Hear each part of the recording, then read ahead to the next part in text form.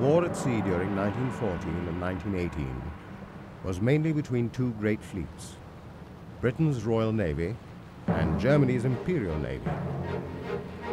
The sea war encompassed the world's oceans, and it also saw the development of new naval weapons and battle tactics. Both the German and British navies each had two roles. One was to destroy the other's battle fleet, and the second was to destroy enemy merchant shipping. Both sides went to war in 1914, with both these roles given priority. In modern times, the navies tend to concentrate their fleets around the big aircraft carriers. In 1914, however, and later in 1939, it was the battleship that were the fleet's flagships. These were the largest types of warships afloat and had the biggest guns. Prior to 1914, the battleship had gone through major changes. At the turn of the century, this type of battleship had guns of different sizes. There would be 4 12-inch guns in the main turrets, with smaller caliber guns along each side. The purpose was to be able to engage all types of warship and from different angles. But as the years progressed, there were many changes, and a new way of thinking was to produce a new type of battleship which had much larger guns. This was called the Dreadnought, so called after the first British vessel which began this type. The Dreadnoughts were given 10 12-inch guns, with just a few lighter weapons for close defense. When this battleship came into service, it immediately made all other previous types obsolete. Germany, keen to build a navy as strong as Britain's, embarked on a massive shipbuilding program. Thus began the Dreadnought race. This led to ever-increasing tension between the two countries. By the outbreak of the First World War, the German Imperial Navy had 13 Dreadnought-type battleships against the British Royal Navy's 21. The German types, however, were vast improvements on the original British type. They had much larger caliber guns. They had 15-inch guns on all turrets. These guns had a range of more than 12 kilometers. This was 3 times that of the range of the pre-Dreadnought type battleships. However, during World War I, the battleship's effective range of firing was limited to the primitive capability of the optical aiming instruments and devices. Another development was these new types also had much more efficient engines, burning oil rather than coal, which gave them a much greater range. Torpedo launchers were also fitted to the new battleships. At the outbreak of war, the opposing fleets sailed to their wartime bases. For the first year, the war at sea was relatively quiet, and the new battleship saw little action. In January 1915, however, there was a serious clash in the North Sea off the Dogger Bank. Intercepting German radio signals that their battle cruisers were making ready for an assault. 5 battle cruisers of the Royal Navy intercepted and engaged 4 German battleships. One of the British ships was hit several times and badly damaged, whilst the German battleship Tirpitz had 2 of its main turrets destroyed. The Blucher was also hit, which slowed her escape. She was then attacked by 4 of the British ships. She was sunk, with nearly 800 of her crew going down with her.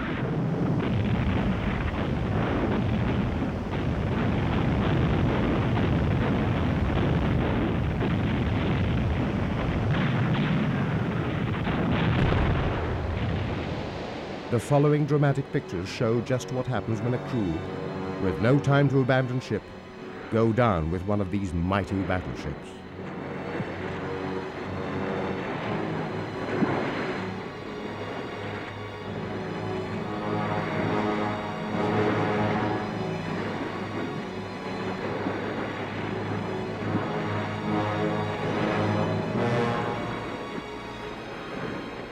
Unable to get clear in time, they are sucked down with her.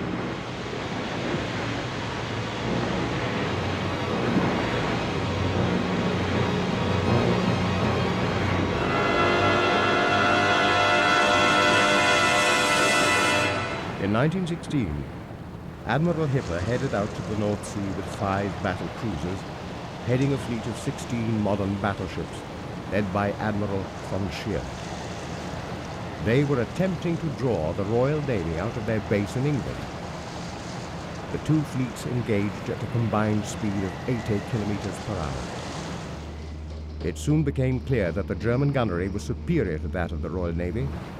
This was largely due to the new stereoscopic rangefinders. 4 of the British battle cruisers were badly hit, and another blown up and sunk. British supporting battleships arrived at the scene and began to pound the German fleet. But this did not stop the German battleships. They fought back and sank yet another British battle cruiser.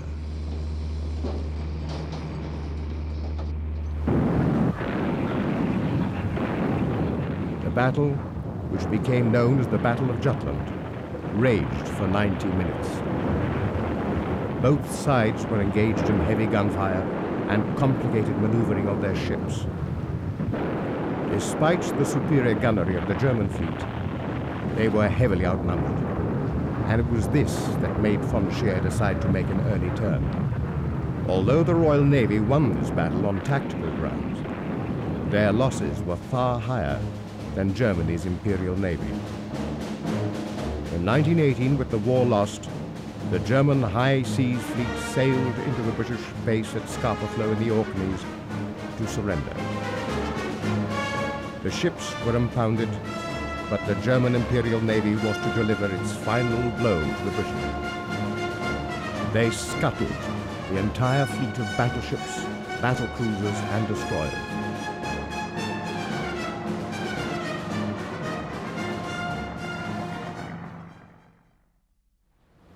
When the Second World War came, the part played by sea power was not that different to the part played during the 1914-18 conflict.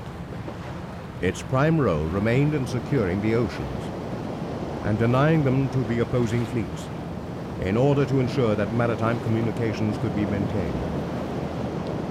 Thus, navies were still centered around the battle fleets, and at the outbreak of war, the battleship remained their primary vessel. In 1939, Britain's Royal Navy was still the largest in the world, with its bases all over the globe. As in 1914, they'd hoped to draw the German Navy into battle and destroy it. In the build-up to the war, Hitler had ordered that the German Navy be strong enough to challenge the British, and embarked on a major construction program.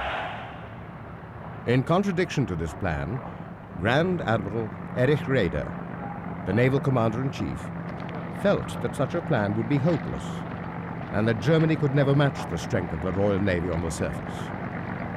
The German naval expansion program, Plan Z, therefore represented a compromise. There would be some new battleships, and also a major refit of the existing fleet.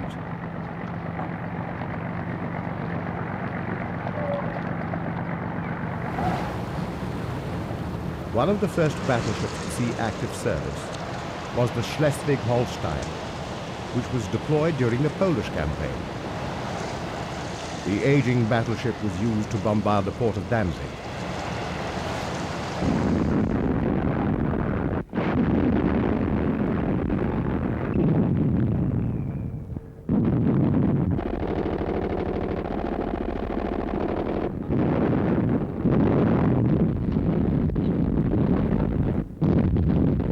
Schleswig-Holstein was the last of the pre-Dreadnought battleships. This 14,000-ton ship had been originally launched in 1906. One of the 5 sister ships, the Pommern, had been sunk at the Battle of Jutland in the First World War. Between the two wars, the Schleswig-Holstein had been refitted, with the 2 forward funnels being cased in one housing, and the 4 5.9-inch guns on the upper deck removed. 4 anti-aircraft guns had also been added to her structure. By the outbreak of war, the ship was considered almost obsolete, and along with her remaining sister ships, they had been relegated to training. However, the Schleswig-Holstein was deployed in the Polish campaign and was used extensively to bombard the port areas, such as here in the port of Danzig.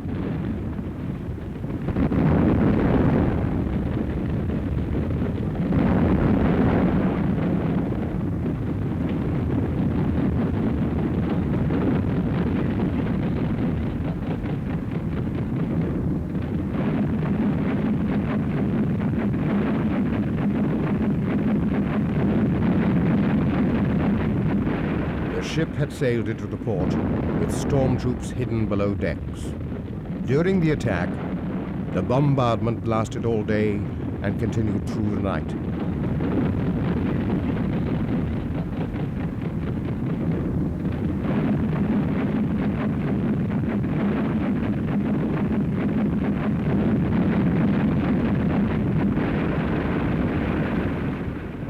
The Polish port, which was being used as an ammunition depot, was heavily defended. Finally, after a very gallant defense, the Poles capitulated.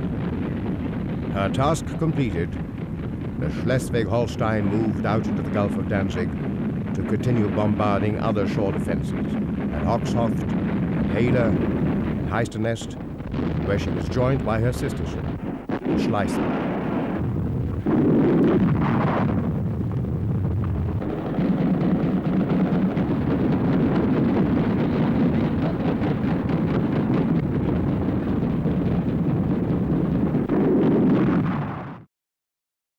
This left the way clear for the troop ships to pour into Danzig.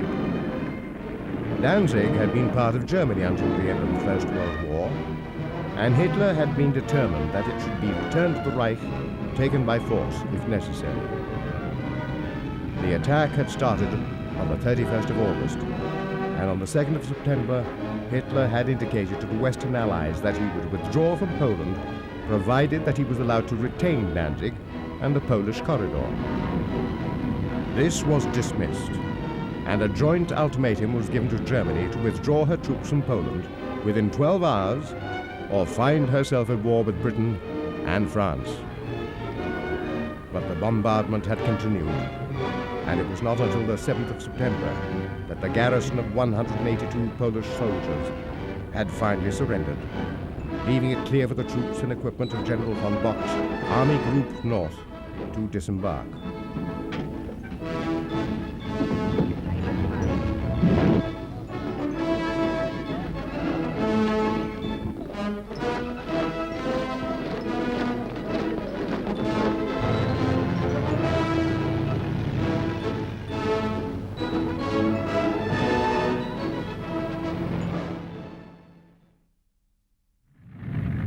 The Scharnhorst was launched on the 3rd of October 1936.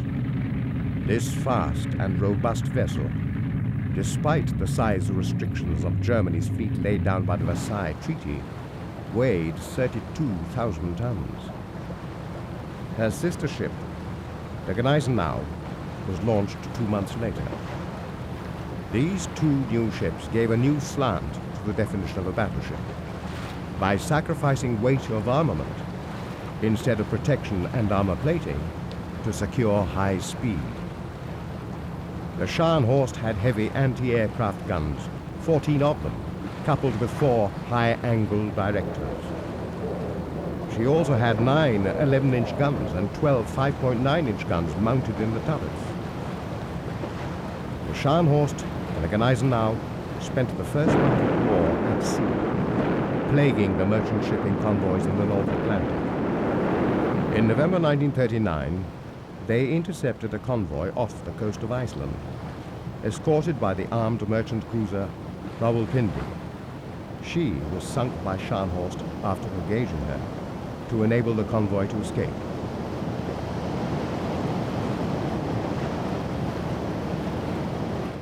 Hans Gunther von Ahn served on the Scharnhorst.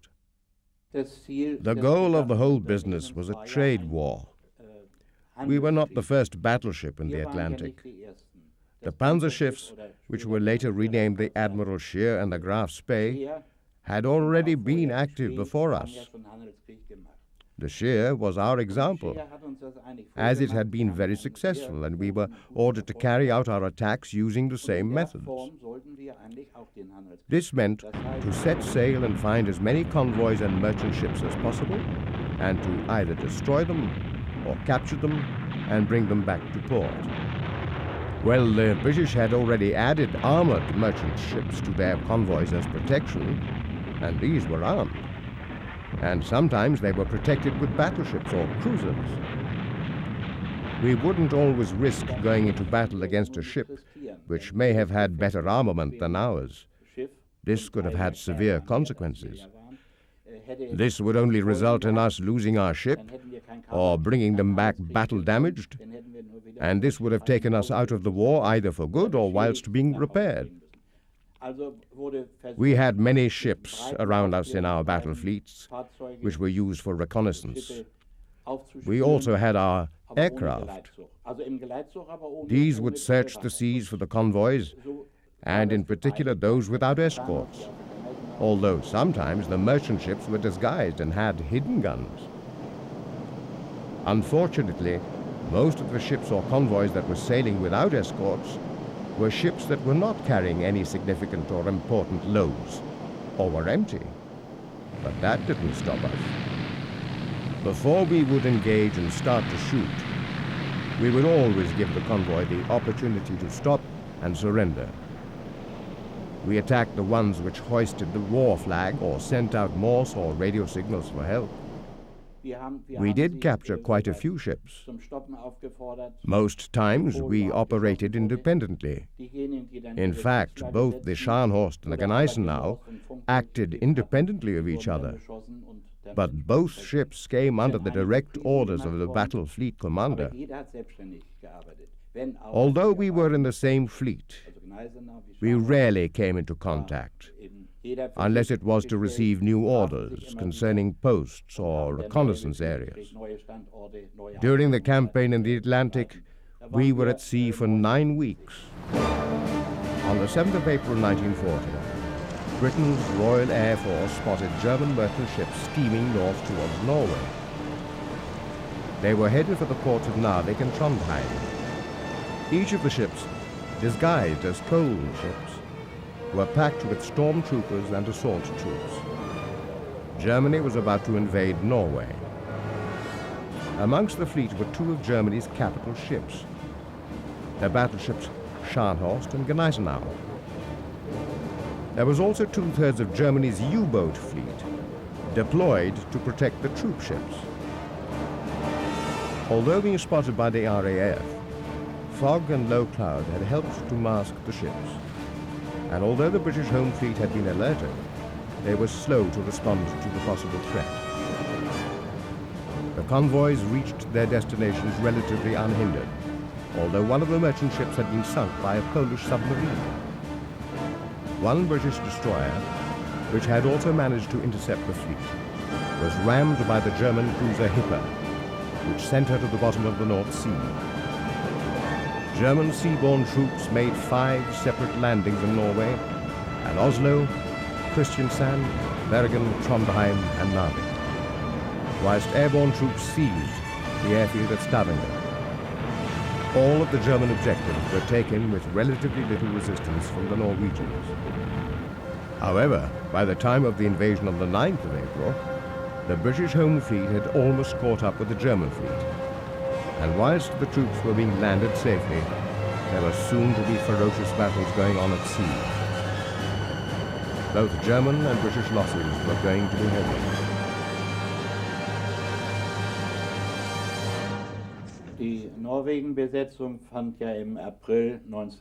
We were on the occupation of Norway, which took place in April 1940. Normally, we would hear rumors which would spread over the ship before any orders came. But this time, most of us were taken completely by surprise when the order was given. We just set sail all of a sudden with hardly any warning given. all of the ships were fully loaded, and we had a fleet of destroyers with us. These destroyers were packed full of ammunition, lancers, and equipment. We sailed up the coast of Norway, and then en route we were told that our destination was to be Narvik. Our job was to travel with the destroyers to the port, protect them whilst they went in and the troops disembarked and all of the ammunition and equipment was unloaded, and then protect them on the way out again. The journey up was pretty rough. There was a gale blowing and the seas were running high. It was worse for the destroyers. It got so rough at one point that equipment was falling overboard. And not just equipment. Some men went overboard as well. It was that rough. Well, we finally took the destroyers in to Narvik, and they unloaded. Whilst we were waiting for them to come back out, we were attacked. It was early morning and still dark, and the British fleet had caught up with us. The battleship Renown, we fought with her for about 2 hours. The Gneisenau was also involved. We managed to get away and sailed towards our destroyers as we had to get them out safely. However, we heard that it would no longer be necessary as the British had caught them on the way out, and they were all lost. The missions we were on during the Norwegian campaign, and I did 5 more of these, usually lasted about a week. Sometimes they would last 3 weeks, and the longest one we did lasted for 9 weeks, which is a long time on the Atlantic. We sailed 18,000 nautical miles. Life on board could be difficult at times, but being seamen, we were used to living in small, cramped spaces, and we were perhaps better off being on a big battleship rather than on one of the smaller ships. Most Germans like to eat potatoes, and it's funny, but that's what I missed most of all. Of course, it would have been impossible to carry enough potatoes on board to last 2,000 men for 9 weeks. There would have been no room left for anything else. We had a good crew, and the officers and rankings were all very fair. Of course, we always moaned about the boss, but without someone in charge, it is impossible to run a ship. There was never any question when orders were given. You just carried on your duty. But quite often the job was not easy. At sea, there would always be what we called a war guard. There was a war guard for both cruise stations and the guns where I was.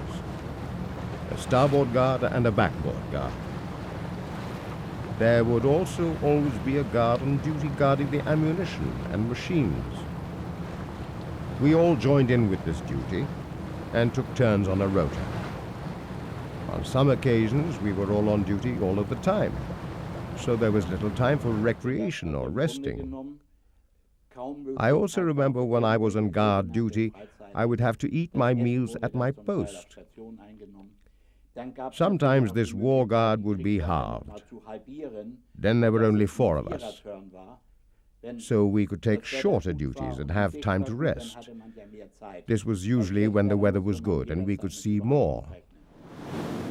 There was also a night guard on the guns. This was usually the middle gunners, and during the daytime the heavy gunners. This ensured that we had our guns manned and operational 24 hours a day and could act immediately.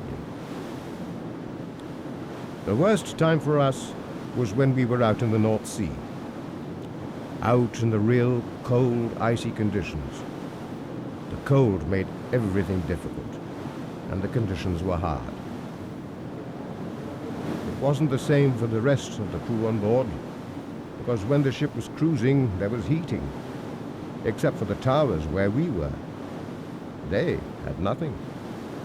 We used to borrow electrical heaters from wherever we could find them, but this was not possible out on the rough sea. so we usually ended up standing for hours on duty in freezing cold. This type of work is no piece of cake, let me assure you.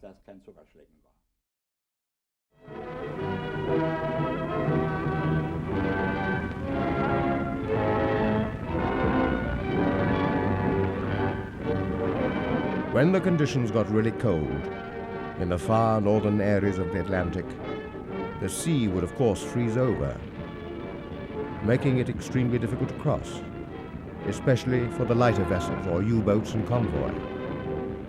These would become sitting targets for enemy bombers. In such conditions, the heavy battleships, mainly the older ones, or the ones that had been taken out of active service, such as the Schleswig-Holstein after the Polish campaign, would be used not only to protect the convoys, but also as icebreakers. Her sister ship, the Schleswig, also acted in this role on many occasions. In June 1940, the Scharnhorst and the Gneisenau were sent north with an order to carry out an attack in the north of Norway. The Norwegian campaign was drawing to a close. With the evacuation of Allied troops from Narvik, Germany now had a strong foothold on the whole country. The German fleet were intending to intercept the ships carrying the retreating Allied forces. The British Home Fleet had deployed some of its capital ships to the area for protection, including the aircraft carrier HMS Glorious. The Scharnhorst and the Gneisenau spotted the smoke cloud from the Glorious at a distance of about 30 kilometers away. Accompanying the carrier were British destroyers. The two German battleships moved in to engage the British. From a distance of 29 kilometers, the Scharnhorst opened fire. The German gunnery was efficient and effective, and within minutes the Glorious took a direct hit. She started to burn, which meant that she could no longer launch her aircraft. The two destroyers accompanying the carrier moved in close to protect her and opened fire on the German ships. The distance between the opposing forces was by now closing. As the Glorious began to sink, the two destroyers fought a fierce battle.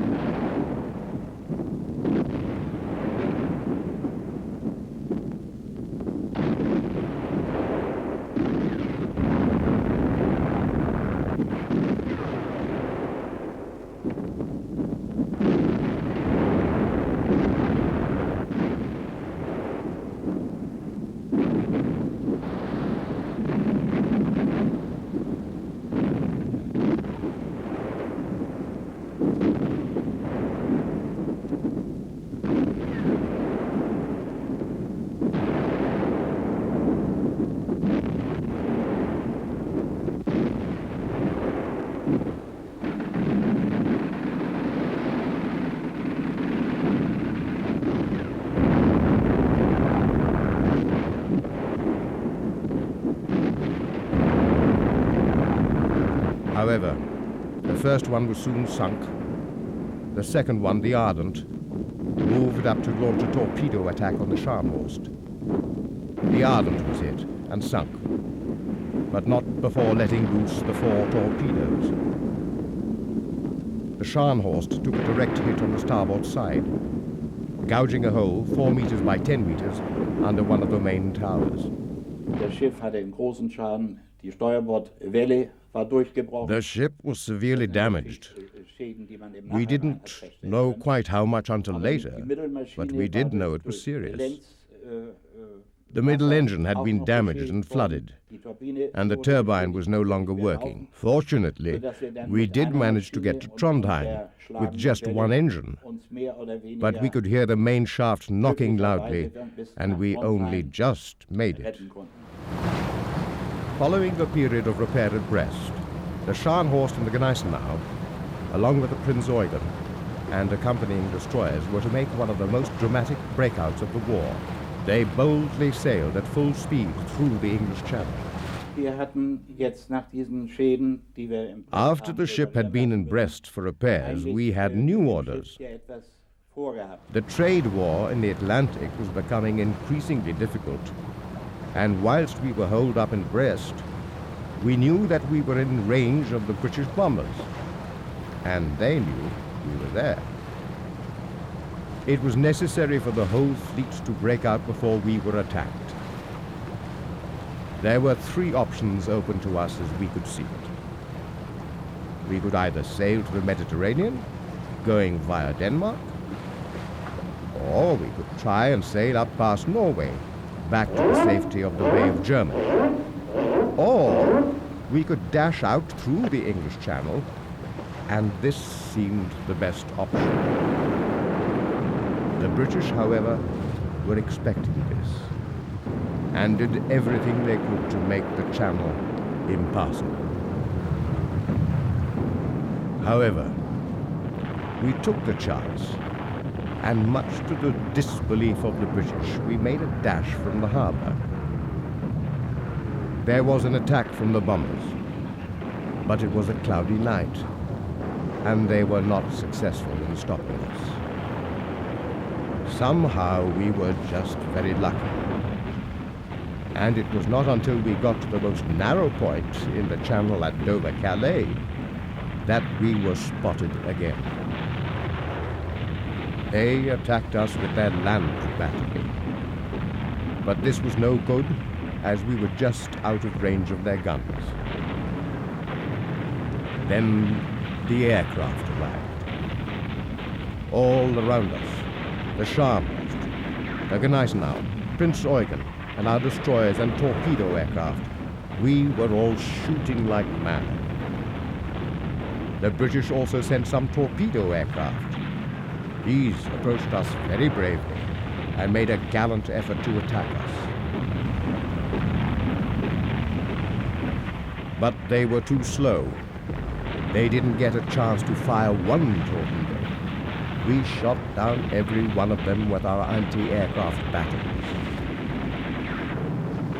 By this time, luck was once again on our side. The Luftwaffe arrived and kept the British fighters and bombers busy, and shot down many of the RAF aircraft. All of our ships managed to break out of the channel undamaged.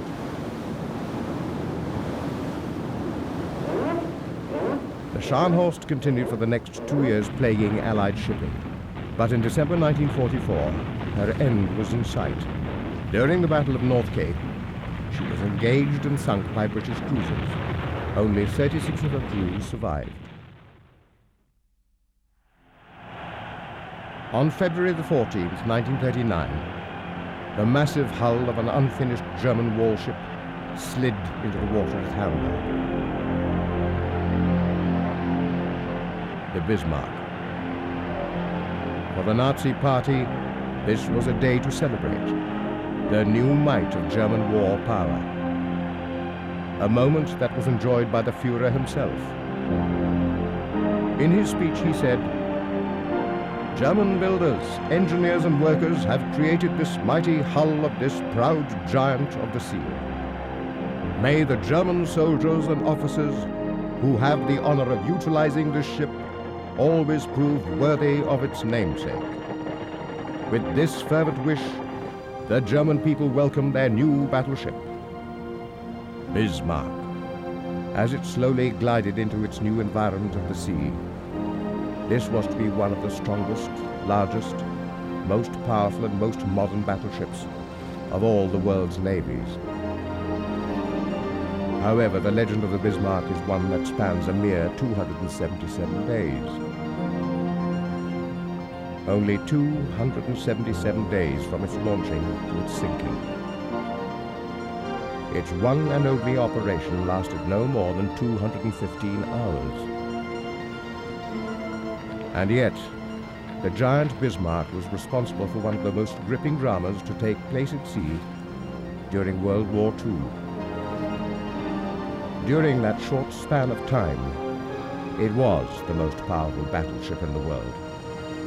On board was the most up-to-date and most superior technology available. Its massive array of weapons and the extremely high level of its crew's training made this ship a seemingly invincible war machine.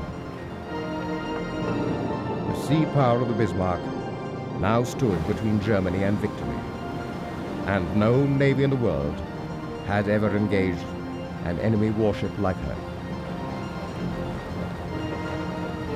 Willie Chinese served on the Bismarck from her first day to her last. Just before the summer of 1940, I was ordered to the battleship Bismarck. We spent the next few weeks getting to know the ship inside out, learning where everything was and how the ship ran. Next, we were allocated to our positions. I was ordered to join the 15-inch artillery, the middle artillery, and I was trained how to use the guns and how to work the ammunition chamber and all aspects of this station. And then we set sail. We were ordered to run a series of tests and trials for the new ship in the Baltic Sea. Our job was checking the guns, calibration, and firing with blanks. With practice and getting to know the guns, we managed to achieve a salvo rate 1 round every 6 seconds. Considering the size of our heavy artillery, this was pretty good.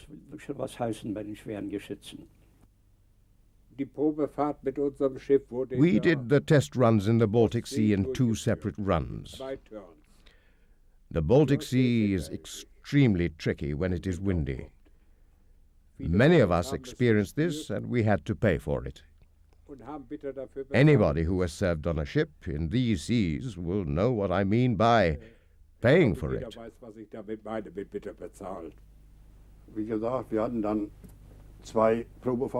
As already mentioned, we did 2 sea trials in the Baltic Sea. The first trial was when Blum and Voss, the builders, handed the ship over to us, and the second trial finished in May.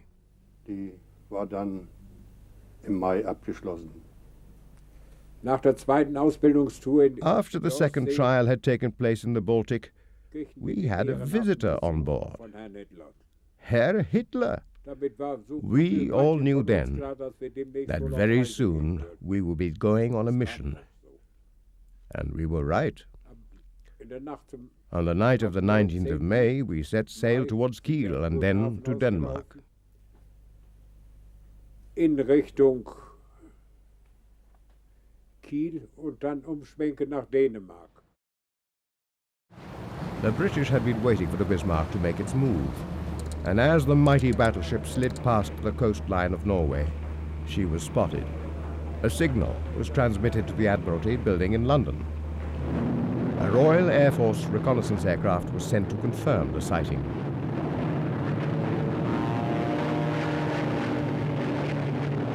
The aerial photographs were sent back to London, and the sighting was confirmed. It was definitely the Bismarck. She was lying at anchor, hidden in deep fog in a fjord. Und sind dann ausgelaufen. Nobody on board knew that we had been spotted by the Royal Air Force, and consequently we were unaware that Britain knew we were coming. Air Force, und die Meldung war schon lange in England, wie wir ausgelaufen sind.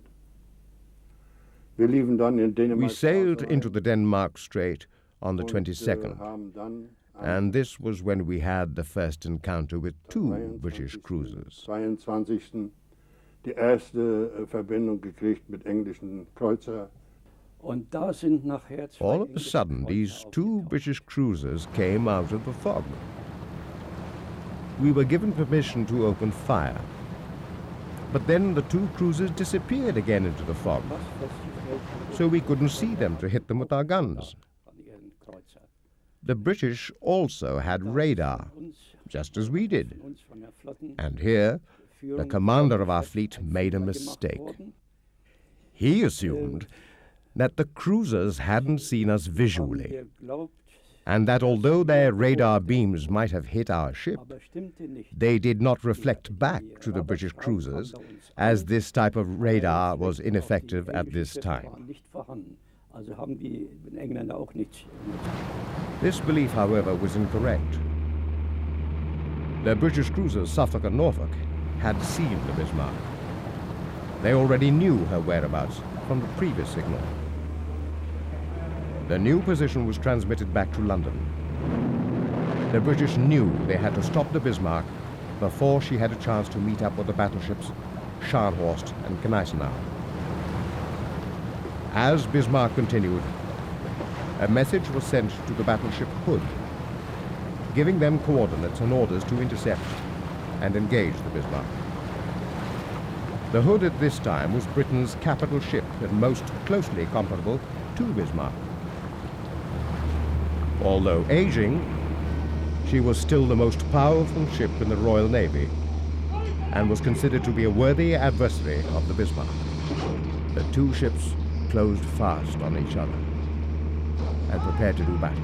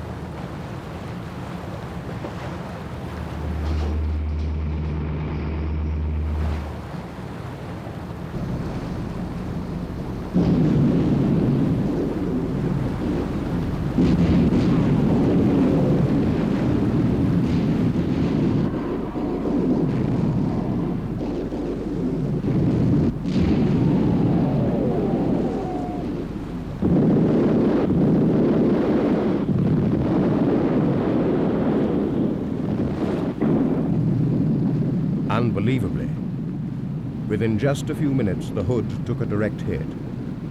She exploded and sank within seconds.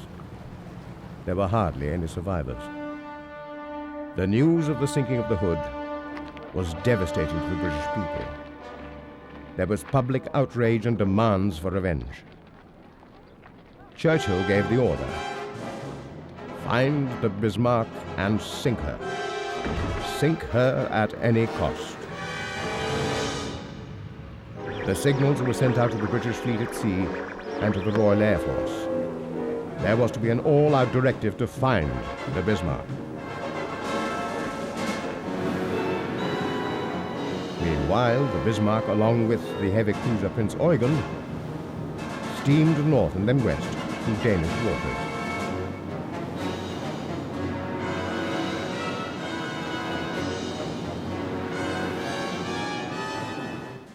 Wir selber hatten 3 Treffer. Well, we had taken 3 hits against the Hood. One in the engine room, one in the front of the ship, and one in the launch Wir sind position. dann weitergelaufen. One of the crew had died in the battle. We sailed a bit further, and then it was decided that the Prince Eugen should carry on towards Greenland, and we, the Bismarck, would try to make a dash to Brest for repairs. The problem we had was that the welded seam between the backboard and the second boiler room was seriously damaged and water was coming in. We were all on the alert and were kept very busy. When water comes into a ship, as you can imagine, this is the worst that can happen. People start to panic. Later, after this, things started to settle down, and we went back to our normal combat posts, and the ship steamed on. But for the British, the hunt was on. The Bismarck was not going to escape. Catalinas took off to join in the search. Somewhere in the dense cloud and fog, they knew the Bismarck was steaming at full power to reach a safe haven. Somewhere between Greenland and the coast of France, Britain's fleet was ready. The British were full of anger and longing for revenge, but they still lacked the target. As the Catalina scoured the ocean, there came a break in the clouds. A telltale wake of a ship was spotted. As the ship came into view, the signal was flashed back to the fleet. The target had been sighted. They had found the Bismarck again. The ship's navigator sprang to life. The position was plotted. Britain closed in for the kill. The carriers Victorious and Ark Royal were deployed. Their swordfish were armed with torpedoes. The Bismarck was not going to be allowed to escape again. The biplanes took off on the decks of the carriers. They launched an assault on the Bismarck.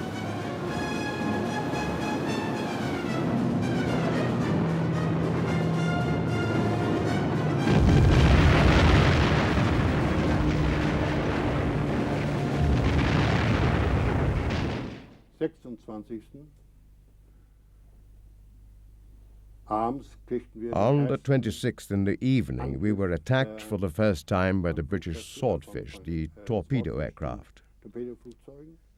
Later in the night, a second attack came, and this time they were more successful. We got hit. We had tried to evade the aircraft and torpedoes, but on this time we took a hit in the rudder. It was badly damaged. It was bent about 12 degrees, and after this we could only sail about 8 miles straight with the help of the engines working against the rudder. We were helpless.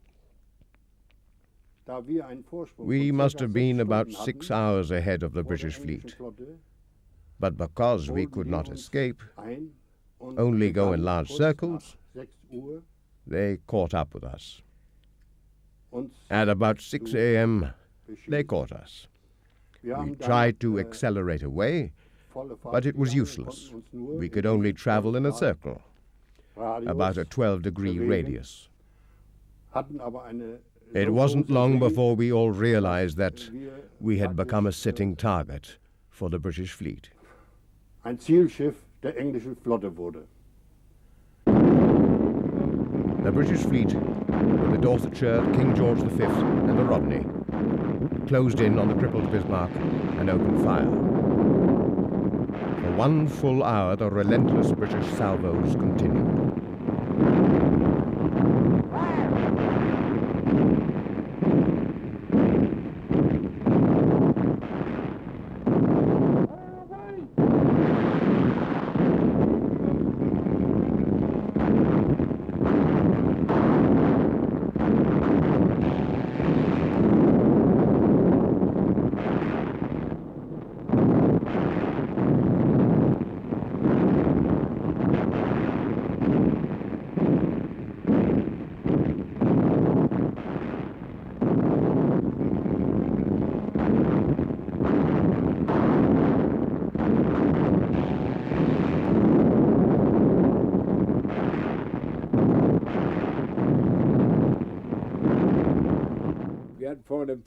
We took 2 direct hits on the front of the ship. The tower crew came up top and warned us to get away as quickly as possible, as the tower was about to explode at any minute. The ship's guard sounded the order for the crew to retreat. We ran back to the part of the ship where our quarters were. We were below deck. There was panic everywhere. The crew from the operating rooms, the ones that manned the boilers and turbines, had been given the signal Measure V. The V meant versunken, sinking. We had 15 minutes to abandon ship. I tried to open the hatchway. This was impossible because the flax had fallen on top of it. I shouted out for someone above to try and move them, which luckily somebody did hear, and they were moved. I let the other comrades out first and made sure the room was clear. Then there was another direct hit on the deck. We lost so many men, and many more were badly injured. Then I managed to get to the backboard side. This was a mistake on my part. The water was pouring in. I had to pull myself up higher out of the water and get to the next level up the ship. You cannot imagine or believe what I saw. I was on the deck in front of the Caesar Tower. There were at least 50, probably more like 100 dead bodies. You just cannot imagine such a sight.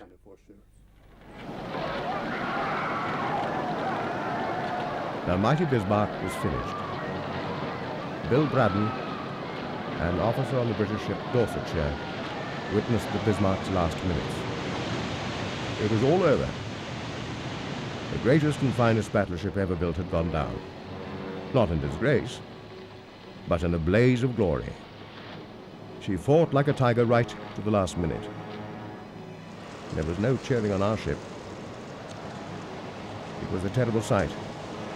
Her crew who had faced death with bravery now faced death in the tempestuous sea. Although it was May, the water was freezing. The sailors were too cold and weak to hold onto our ropes as we tried to save them. We had to stop. A U-boat had been spotted. The ship trembled as we pulled through the water. If we had waited just a bit longer, we could have saved so many more.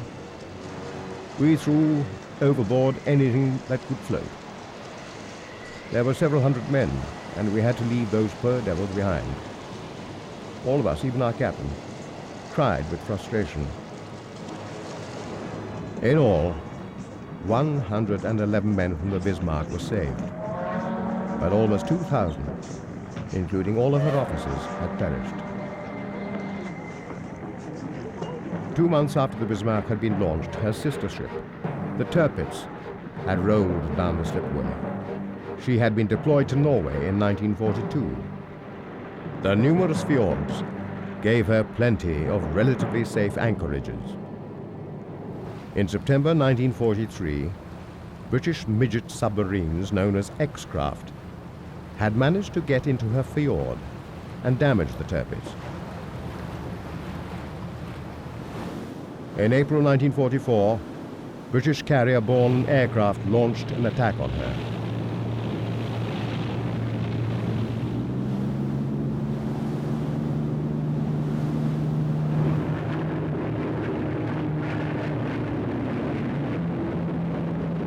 Once again she was damaged, but once again, not significantly. Finally, during the autumn of 1944, 2 of Bomber Command's crack squadrons attacked the Tirpitz on 3 separate raids.